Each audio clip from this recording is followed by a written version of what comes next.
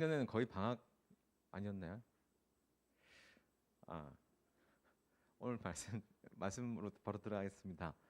성전에서 또 다른 성전으로라는 제목으로 요한복음 2장 12절에서 20절 말까지의 말씀을 나눌 텐데, 작년에 우리 친구들 대부분 여행을 못 갔을 거예요. 그래서 저도 어젯밤인가 한번 여행 간 사진을 올려봤습니다. 누구나 다 가고 싶어 하는 그곳. 여기는 어디죠?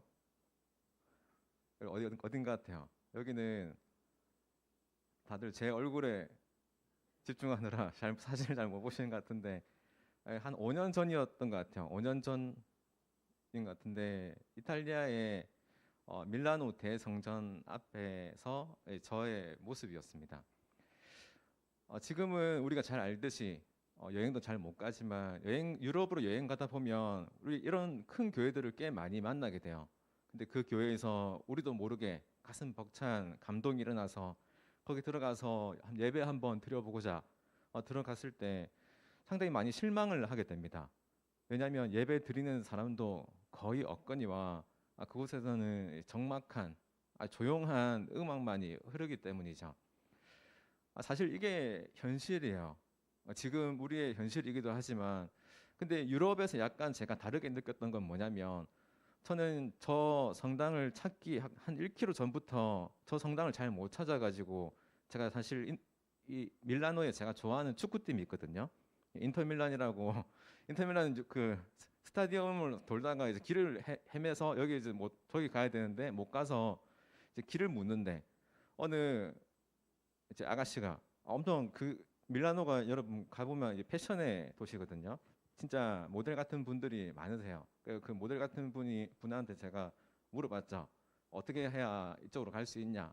그러니까 그 사람이 보통 우리가 삶을 살다 보면 바쁘고 조금 뭐 짜증나는 일도 있고 하면은 흔하디 흔한 관광객이잖아요. 근데 뭐 어디에 뭐 저쪽으로 가봐라 이렇게 얘기할 수도 있는데, 저를 이제 끌고 한 1km 가까이 되는 거리, 제 기억에 제 느낌에 한 1km였는데 더 짧았을 수도 있어요. 아무튼 이렇게 데리고 가서 여기를 이제 보여주는 거예요. 그때 제가 느끼게 됐는데, 교회는 많이 표면적으로 없어졌지만 교회가 도리어 이 세상 속으로 많이 들어온 것 같다. 교회 안에만 존재할 것 같다는 사랑과 배려와 또 다른 여러 가지 성령의 열매들과 성품들이 이 도시 가운데 꽤 많이 있구나라는 생각이 들었어요. 물론 뭐 소매치기도 많다라고 하더라고요. 전 뭐 딱 봐도 뭐 가진 게 없어 보여서 소매치기는 당하지 않았지만 꽤 많이 이제 그런 느낌을 많이 가지게 되었습니다. 여러분, 우리가 교회라고 하는 것은 어느 한 건물만 이야기하는 것은 아니죠. 우리가 교회가 되고 우리가 가는 곳마다 또 다른 교회로서 살게 되는 게, 이게 사실 그리스도인의 삶이거든요. 교회가 사람이 없다라고 하지만, 반면에 교회가 사람이 많다라고 하더라도 우리가 정말로 우리 스스로가 예수 그리스도를 닮지 않으면 아무리 사람이 많은들 사실은 별로 그렇게 의미가 없어요. 오늘 본문에 등장하는 예루살렘 성전과 교회가 사람이 많지만 진짜 성전을 세우지 못하면 과연 뭐가 다를 수 있겠느냐라는 생각이 듭니다. 오늘 배경은 이제 유월절이에요. 13절에 보면 유대인의 유월절이 가까웠을 때 예수님께서 예루살렘으로 올라가셨죠. 여러분, 유월절이란 것, 근데 이제 올라가셨을 때 그 장면을 보게 되는데, 원래 유월절이라는 것은 어떤 거냐면, 왼쪽에 있는 그림을 보면 이스라엘 백성들이 애굽에 있을 때, 그 이집트에 있을 때 그들이 노예 생활 약 400년 가까이 노예 생활을 했었죠. 근데 그 노예 생활의 마지막에 하나님께서 모세라는 선지자를 보내서 이들을 구출해내는 일을 하십니다. 근데 그 절정의 순간이 뭐였냐면, 의아하게도 어린 양의 피였어요. 그러니까 노예 해방의 결정적인 힘이 칼이나 창이나 투쟁이 아니라 이제 어린 양의 피였다라고 하는 거예요. 그러니까 이게 우리나라에 있어서는 강복절이거든요. 우리에게 자유를 준 날. 그러니까 자유를 얻기 위해 필요했던 것이 이제 어린 양이었던 거죠. 근데 이 어린 양의 피를 문 앞에 바른 집은 하나님의 그 심판이 다 비껴가게 되거든요. 그러니까 어린 양을 피를 안 바른 집은 무조건 다 첫째가 다 죽게 되잖아요. 그러니까 하나님의 칼을 피하게 해준 이 피가, 어린 양의 피가 하나님의 진노를 비껴나가게 해줬다 해서 패스시켜줬다. 그래서 6월절을 이제 패스 오버라고 이야기를 하죠. 그러니까 우리를 구원해준 결정적인 요건은 뭐냐? 이제 어린 양의 피라는 거였어요. 근데 우리가 알듯이 1장에서 세례 요한이 뭐라고 했죠? 예수님을 바라보며 보라, 세상 죄를 지고 가는 하나님의 어린 양이로다. 그러니까 이제 이전에는 이스라엘 백성들을 애굽이라는 그 체제, 그 국가, 그 통제 시스템에서 우리를 구원해 냈다면, 이제는 우리를 얽어매고 있는 우리의 죄들, 우리의 생각들, 우리의 욕망들을 이게 자유를 해줄 수 있는 그것은 바로 하나님의 어린 양이신 예수 그리스도다, 메시아다, 이제 이야기를 했던 거예요. 근데 반면에 지금 이야기하고 있는 이 성전은 어떤 거냐면 하나님께서 뭐죠? 하나님께서 우리와 함께 하고 있다라는 그 증표예요. 하나님께서 우리와 함께 하신다라는 것이 임마누엘이거든요. 그러니까 예수님이 마리아의 뱃속에 있을 때 그 찾아와 가지고 이야기하잖아요. 임마누엘의 임마누엘이라고 부르거든요. 이 오시리는 임마누엘이시오라고 이야기하면서 하나님이 함께 계시는 그 증표인 성전이 하나님과 함께 계시는 그 예수 그리스도로 말미암아 이분이 곧 이제 성전이 된다라고 이제 이야기를 했었습니다. 그런데 이 성전 뭐 이런 성전이 이제 하나님을 나타내는, 하나님이 우리와 함께 하신다는 것을 나타내는 곳인데, 이곳에서 특이한 일이 벌어지고 있었죠. 14절에 보면 소와 양과 비둘기 파는 사람들과 돈 바꾸는 사람들이 그 성전 가운데 앉아 있는 것을 봤다라고 이야기하는데, 그럼 이건 이상한 게 아니에요. 사실은 이게 정상이에요. 왜냐하면 신명기 말씀에 보면 우리가 명절 됐다고, 명절 되면 이스라엘 사람들은 세 번의 명절이 되면 예루살렘 성전에 올라갔는데, 명절 됐다고 우리가 소 끌고 양 끌고 비둘기 끌고 다 뭐 우리 고향으로 가는 게 아니잖아요. 우리가 뭐 귀한 뭐 과일 같은 거, 선물 같은 거 뭐 챙겨 갈 수 있는데, 웬만해서는 다 이제 돈이라는 통화 수단이 생겼잖아요. 우리도 세배 받고 뭐 세뱃돈 받기를 원하지, 세배 받고 소 한 마리 받거나 뭐 열심히 공부하라고 뭐 돼지 한 마리 받거나 이렇지는 않잖아요. 근데 이건 당연히 바뀌는 거였어요. 자기 집 동네에서 키우던 소와 양을 현물로 바꾸고, 그리고 이 성전에 와서 그걸 다시 돈으로 소를 가지고 이 소로 이제 제물로 바치는 거였는데, 이거는 사실은 하나님의 배려였어요. 우리를 향한 배려. 근데 이 하나님의 배려를 이 사람들은 이용해 먹기 시작했던 거죠. 이런 말 들어봤을 거예요. 익숙함에 소가 소중함을 잃지 말자. 우리 익숙한 것들. 그럼 누군가가, 제가 뭐 그렇진 않지만 누군가를 계속 막 배려해 주잖아요. 뭐 잘 챙겨주고 잘 뭐 생각해주고 맨날 뭐 연락해주고 뭐 사랑한다 사랑한다 얘기해 주다가 어떤 날 갑자기 얘기를 안 해요. 어떤 날 갑자기 연락을 안 하는 거죠. 아무 말도 없이 자고. 그러면 이 사람이 평소 때는 잘해줬는데 마음이 식었나? 이렇게 생각할 수도 있잖아요. 뭐 연애를 해봤어야 뭐 알지 뭐. 지금 알겠죠? 그런 일이 있어요. 근데 반대로 군대 갔을 때 좀 많이 느꼈는데, 매일 나를 갈구는 사람이 있어요. 갈군다는 말 혹시 알아요? 맨날 막 꼬사리를 주는 거죠. 뭐라고 하죠? 짜증을 내고 막 이렇게 하는 거죠. 마음을 좀 상처를 주고 막 이렇게 하는데, 어떤 날은 숨겨놨던, 야 일로 와봐 내가 난 줄게 했다고 숨겨놨던 초코파이를 꺼내가지고 딱 주는 거예요. 그걸 받으면 이제 그 친구가 눈물을 흘리는 거죠. 화장실에 들어가서 초코파이 막 뜯어 먹으면서, 사실 뭐 김상병이 원래 그렇게 짜증나는 사람은 아니었는데 또 나를 많이 생각해 줬구나, 좋은 사람이었구나. 우리가 두려움이라는 것에 계속 노출되다 보면 두려움에 끌려가게 돼요. 저희 중등부 시절의 친구들과 고등부 시절의 친구들이 왜 이렇게 분위기가 다른가 곰곰이 생각해 봤는데, 아무튼 고등부로 올라가면 고등학생이라는 그 삶의 환경이 등급이 나눠지고 자기의 인생이 거의 뭐 결정 난 듯한, 그러니까 내 힘과 내 노력으로 뭐 내 삶을 바꿔볼 수 있는 의욕을 완전히 잃은 듯이 세상의 흐름에 맞춰서 순응하며 살아갈 수밖에 없는 존재가 된 듯한 그런 삶에 익숙해지다 보니까 이렇게 주눅이 드는 건 아닌가 좀 생각이 들기도 하더라고요. 아무튼 여러분, 이곳에 이런 익숙함이, 이런 하나님의 배려를 도리어 이 사람들은 이용하기 시작했죠. 그래서 이 공간은 경건한 기도와 하나님의 찬양이 있어야 할 이 공간이 소와 양과 비둘기의 울음소리와 돈 바꾸는 사람들의 돈 짤랑짤랑 거리는 소리로만 들리게 된 거였어요. 욕망의 소리들이죠. 내 욕심의 소리들이 가득 찬 거죠. 예배의 장소에서 욕심의 소리들이 가득 나오게 되었습니다. 그럼 우리가 예배를 드릴 때 우리의 입술로 하는 가장 아름다운 고백이 사실 찬양이거든요. 예배의 시작, 찬양으로 다 시작을 하잖아요.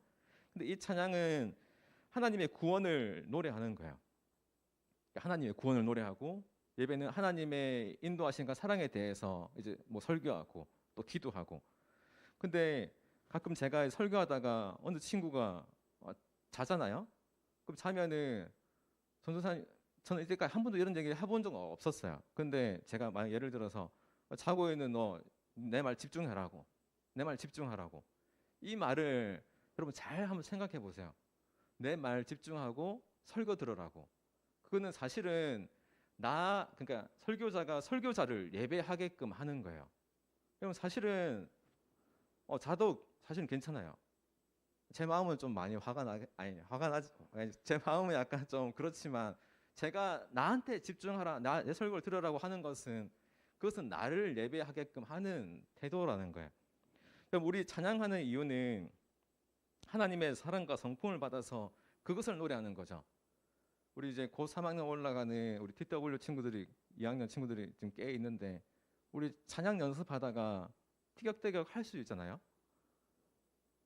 뭐 안 해본 것처럼 이렇게 하지 말고, 뭐 세션이 어떻고, 뭐 내가 하고 싶은 건 드럼이고, 뭐 하고 싶은 건 뭐 싱어고, 이렇게 하다가 할 수 있는데, 여러분 우리가 뭔가 찬양을 잘 하려고 하다 보면 찬양을 예배하는 경우가 있어요. 우리가 하나님을 예배하기 위해서 찬양을 하는 건데, 내가 찬양을 잘 하기 위해서 내 삶을, 찬양을 예배하는 거죠. 찬양을 잘 들리려고. 예배한다라는 말 뜻은 그것을 높이는 거예요. 하나님을 높이는 것이 아니라 내가 잘 하기 위해서. 그래서 우리가 뭐 형식, 절차, 뭐 율법들이 막 엄청나게 중요화되기 시작하면 우리가 하나님을 예배하기보다는 그 형식을 예배할 때가 있어요. 그 형식과 절차와 순서들, 그 순서들이 약간이라도 망가지면 엄청나게 불편하죠.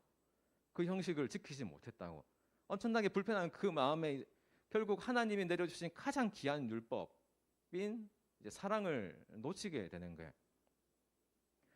예배 형식과 절차가 엄청나게 중요한 것을 보고 싶다면, 이제 미사, 카톨릭 예배하는 참례에 보면 느낄 수 있을 거야.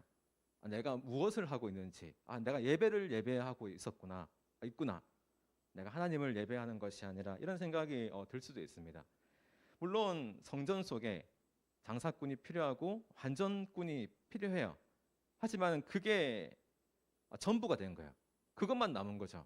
우리 예배 형식과 예배 순서와 예배 이런 거 다 필요하죠. 하지만 그것만 남게 되면 사실은 하나님을 예배한 게 아니라 예배를 예배하는 거예요. 잘 알아듣기 힘들겠지만 대충이 아니라 잘 생각해 보시기 바랍니다. 여러분, 예수님께서는 마지막 때 우리가 어떻게 망하느냐라고 이야기했을 때, 노아의 때 이렇게 망했다 했어요. 사람들이 먹고 마시고 장가 들고 시집 가더니 홍수가 나서 그들이 다 멸망됐다. 그리고 룻 때는 어떻게 멸망됐습니까? 사람들이 먹고 마시고 사고 팔고 신고 집을 짓더니 멸망했다고. 그럼 이들이 뭔 잘못을 했죠? 이들이 어떤 죄를 지었길래 멸망을 당했죠?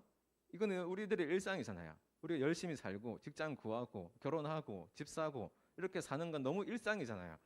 근데 이 일상을 했다는 것은 잘못이 아니죠. 이 일상이 우리에게 너무나도 소중하고 필요합니다. 근데 이게 전부가 된 거예요. 이걸 예배했던 거예요. 하나님을 예배하며 살아가는 삶이 아니라 내가 이 땅에서 먹고 마시고 사고 살고 팔고 신고 집을 짓기 위해서 이것을 바라보며 예배하는 삶이 되었다라는 거예요. 그래서 예수님은 이제 이런 현실에서 뭔가 조치를 취하려고 합니다. 어떤 거냐면 16절에 보면 15절과 16절 보면 이제 돈 바꾸는 사람들 돈을 다 엎어버리셨죠. 그러면서 내 아버지의 집으로 장사하는 집을 만들지 말라라고 해요. 다 엎어버리세요. 여러분 우리가 이 말은 예수님의 어떠한 이렇게 해가지고 다 엎어버렸으니까 이 사람들이 그 다음 해에는 그 다음 날에는 뭐 장사를 안 했겠어요? 물론 다 했겠죠. 그러니까 이 행동이 주는 메시지가 있는 거예요. 이 예수님이 이걸 엎은 이유는 지금 이런 상황이 정상이라고 생각하는 이 상황, 이런 시대적 상황과 그리고 이 상황에 대해서 아무것도 조치도 취하지 않는 이 성전의 행태에 대해서 완전히 어긋났다라고 이제 메시지를 주는 거예요. 이건 완전히 어긋난 거다. 이것을 보면서 아무런 것도 느끼지 못하고 이것이 일상이 돼버렸고 이것을 보며 방관하고 그냥 신경 끄고 뭐 이거 나도 좋고 너도 좋고 하면 괜찮다라고 생각하는 성전의 대제사장들까지 다 잘못됐다는 거예요. 그러니까 이거를 성전의 본질을 망가뜨리는 이것들을 다 엎어버리시는 거죠. 그럼 제가 예배를 빌미로 목회를 나의 유익을 위해서 이용을 하면 물론 욕먹을 일이잖아요. 근데 그럼 우리가 예배를 신앙을 나의 유익을 위해서 드리게 되면 이거는 괜찮은 일일까요? 그럼 똑같은 거예요.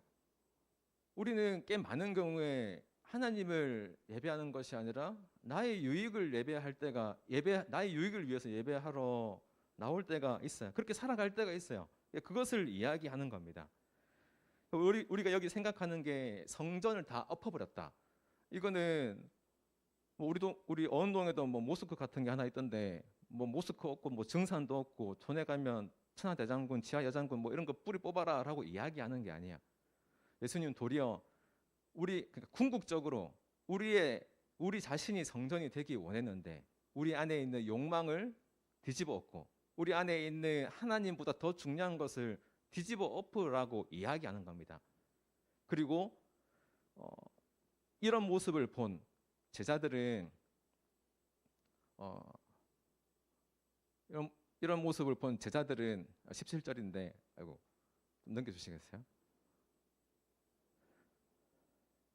제자들은 잘 보면 제자들이 성경 말씀에 주의 전을 사모하는 열심히 나를 삼키리라 한 것을 기억하더라라고 했는데 여러분 기억하더라는 나중에 이제 과거의 일을 기억하는 거잖아요. 그러니까 지금의 이 상황을 제자들이 사모하는 열심 때문에 이랬다라는 것을 몰랐어요. 그때 당시에는. 그러니까 성경이 예수님이 십자가 사건 이후에 돌아가시고 다시 부활하신 이후에 이 사건들을 묵상해 보니까 예수님의 주의 전을 사모하는 그 열심 때문에 이렇게 하셨다라는 것을 깨달았다는 거예요.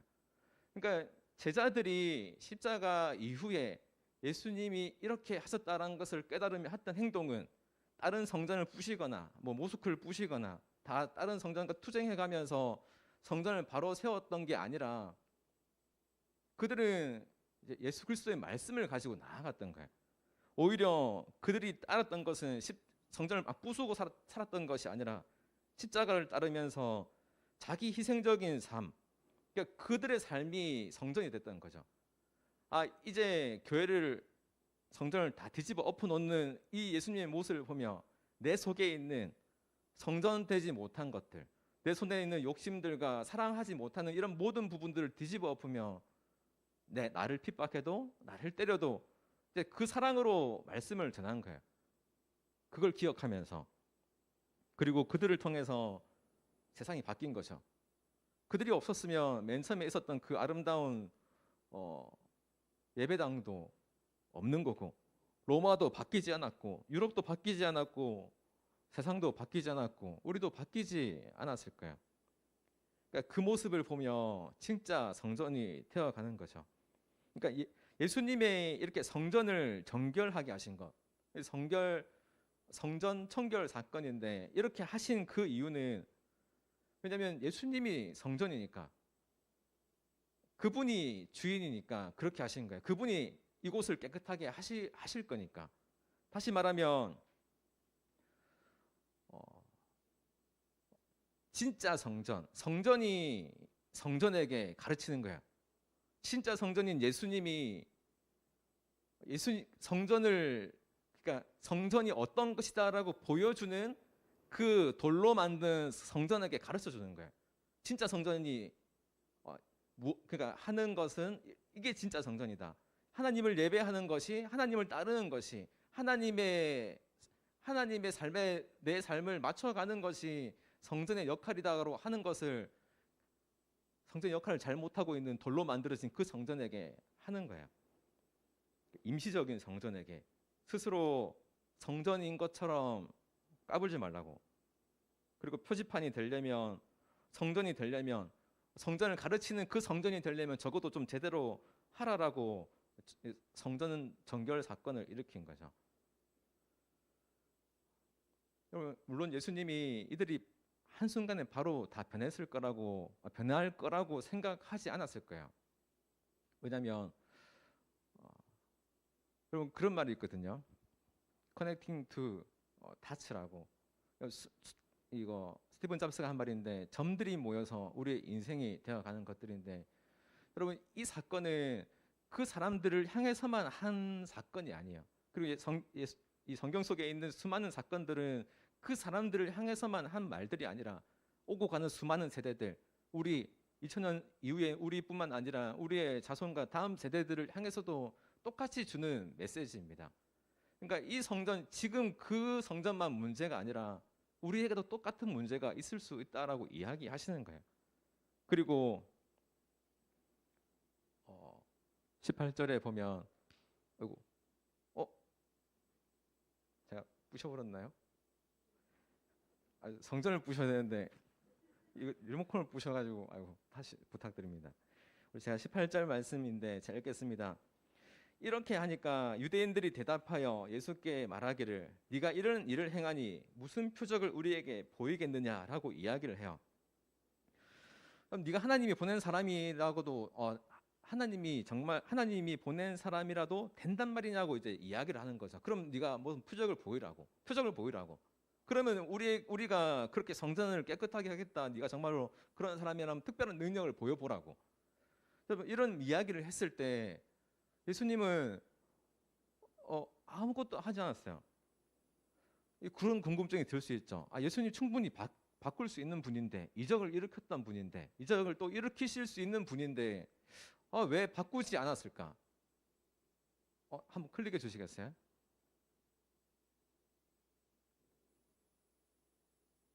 이게 다른 창으로 열려 있는 것 같아요.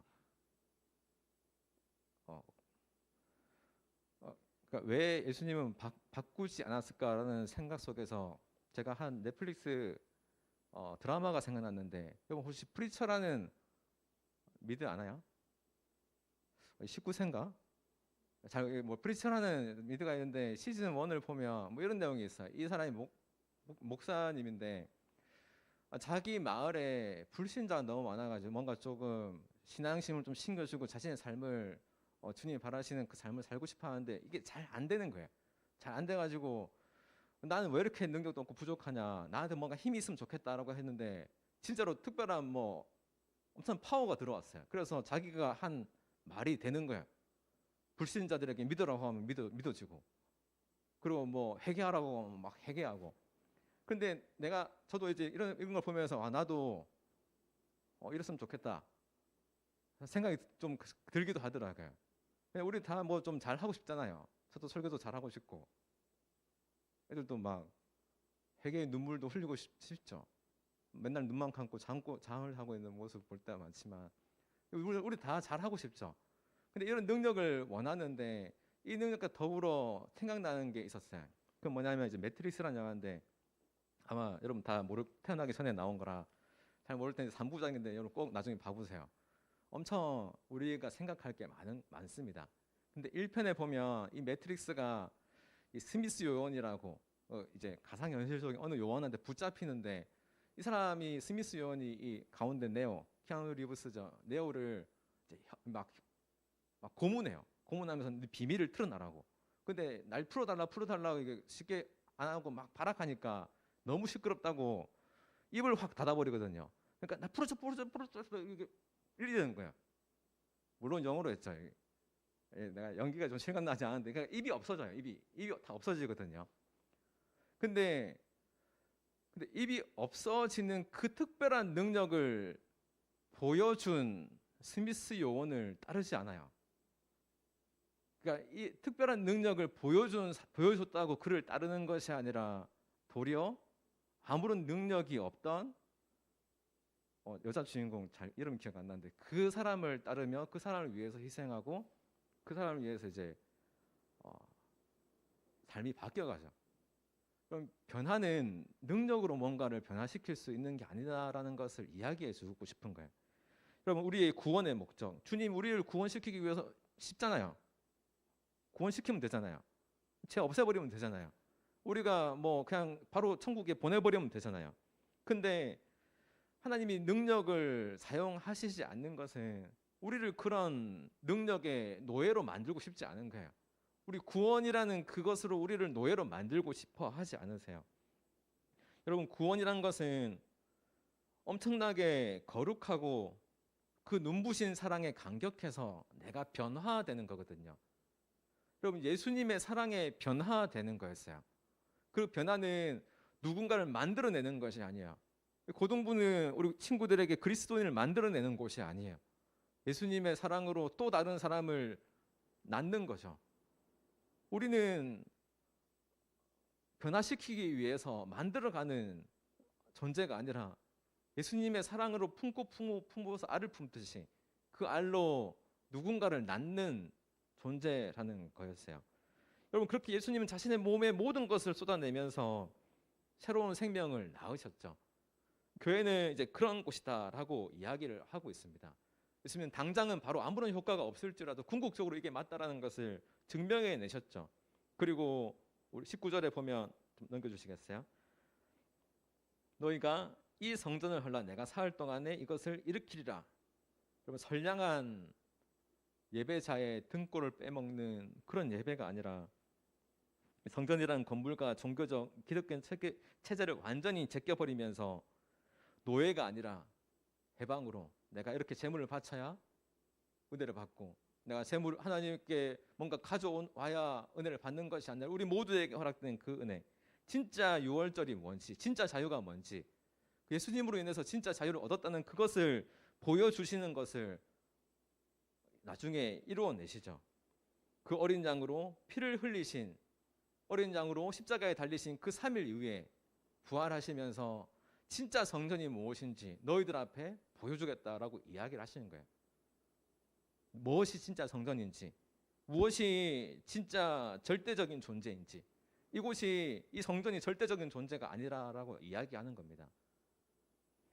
그럼 우리 절대적인 거, 예를 들어서 이 마이크가 제가 설교하거나 기도하거나 또 성경 봉독할 때 주로 쓰이잖아요. 근데 그것을 위해 만들어진 마이크라면 이것은 부셔져야 돼요. 그런 절대적인 존재가 아니라는 거예요.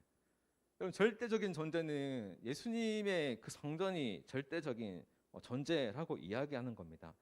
그래서 그 절대적인 존재와 함께하는 그 모든 곳이 사실은 성전이죠. 장소에 국한되지 않고 그 예수님이라는 그 존재가 절대적인 성전이지, 다른 곳은 다 상대적으로 성전이 될 수도 있고 안 될 수도 있어요. 우리가 주님과 함께할 때 성전이 될 수도 있고 안 될 수도 있는 거고, 그분이 성전이기 때문에 여러분, 결과적으로 예수님의 이 성전 청결 사건은 예수님이 그냥 열받아서 팍 엎어버리는 것이 아니라 진짜 성전이 뭔지 보여주시는 거예요. 그리고 이것은 우리가 예배할 때마다 진짜 성전이 무엇인지 깨닫는 거죠. 그리고 이것은 진짜 성전이 뭔지 깨닫지 못했던 이스라엘은 그 성전이 완전히 무너졌습니다. 성전 사진 좀 보여주시겠어요? 이거는 지금 남아 있는 다윗의 예루살렘 성전의 서쪽 벽만 남았어요. 이거 잘 보면 돌의 크기가 세 종류가 있는데 뭐 말이냐면 세 번 쌓았단 말이죠. 쌓고 허물어지고 쌓고 허물어지고 쌓고 허물어지고. 여러분 하나님이 떠나버린 성전 그 무너지게 되어 있어요. 이것만 남아 있는 거죠.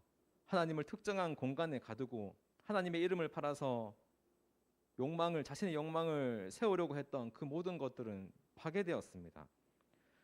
그리고 그 하나님은 이 공간에 한정되어 있는 것이 아니라 우리의 모든 삶 가운데 함께 하시기로 약속하셨죠. 결국 하나님의 성전은 나를 위해 누군가가 피를 흘려야 되는 이 세상 가운데 우리를 위해 그분이 피 흘려줬다는 그 사실을 기억함으로써 온전한 성전이 세워진다는 거예요. 그러니까 참 성전이신 예수님이 오시고 난 이후부터는 우리가 어떤 것을 품고 살아가야 되는지 분명하게 알게 되는 거죠. 그럼 이 세상 속에 한번 나가보세요. 수많은 가짜 성전들. 이걸 하면 너의 인생이 세워질 거라고. 이걸 하면 너의 인생이 부풀어 오를 거라고. 그렇게 우리의 마음을 부풀려 놓고 그것이 아니라고 느껴졌을 때 이미 너무 먼 길을 갔던 것을 이제 깨닫지 않습니까? 내 마음에 가득 찼던 가짜 성전과 우상들을 내려두고 우리의 각자 삶의 자리에서 진짜 성전이 무엇인지 그분을 붙잡고 나아가는 우리 고등부가 되었으면 좋겠습니다. 한 주간도 예수님이란 성전을 잘 세워가는 우리 친구들 되길 소망합니다. 우리 찬양하고 기도하겠습니다.